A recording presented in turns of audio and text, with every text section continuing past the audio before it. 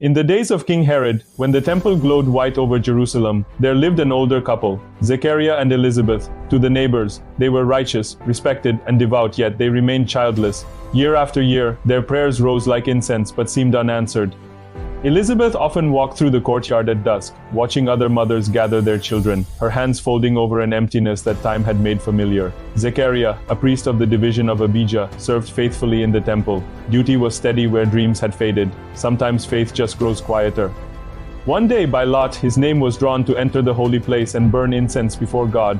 Priests waited a lifetime for this moment. He donned linen garments and stepped through the curtain alone, standing before the golden altar while the people prayed outside. Frankincense curled upward. Then light, a presence. To the right of the altar stood an angel. Zechariah froze mid-motion, gripped by a sudden holy fear. "Do not be afraid, Zechariah," the angel said. "Your prayer has been heard. Your wife Elizabeth will bear you a son, and you will call him John. He will be a joy and delight to you. He will go before the Messiah to make ready a people prepared for God." Zechariah blinked, disbelief breaking through. "How can I be sure?" he whispered. "I am an old man, and my wife is well along in years." The angel's glow brightened. "I am Gabriel, who stands in the presence of God. You will be silent and unable to speak until this happens." Outside, the people shifted uneasily. When Zechariah finally emerged, his face was pale and his voice gone. He motioned and scribbled, trying to explain. Wonder fell over the crowd. Days passed. His service ended. He went home, and there, the promise began quietly to grow. Elizabeth conceived. Hope returned like spring after long drought. She kept seclusion, whispering, "The Lord has looked on me to take away my disgrace." Time passed through changing shadows in their modest home. Silence carried prophecy as the couple waited in faith for the appointed time. 9 months later, Elizabeth's home filled with laughter again. Friends and relatives came to celebrate the birth, astonished that age had not restrained mercy. They suggested the boy be named Zechariah after his father, but she shook her head. "No," she insisted, "his name is John." Puzzled, they turned to the father. He took a tablet and scrawled deliberately, "His name is John." At that instant, his tongue was loosened.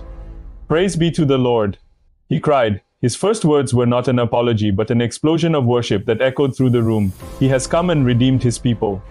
He has raised up a horn of salvation for us to show mercy to our ancestors. Every heart felt the tremor of destiny.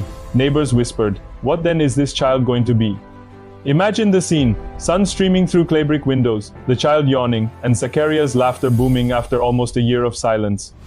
In his hymn, the Benedictus, he sang that his son would go before the Lord to prepare the way, giving knowledge of salvation. Years of silence theirs and God's had broken open into music.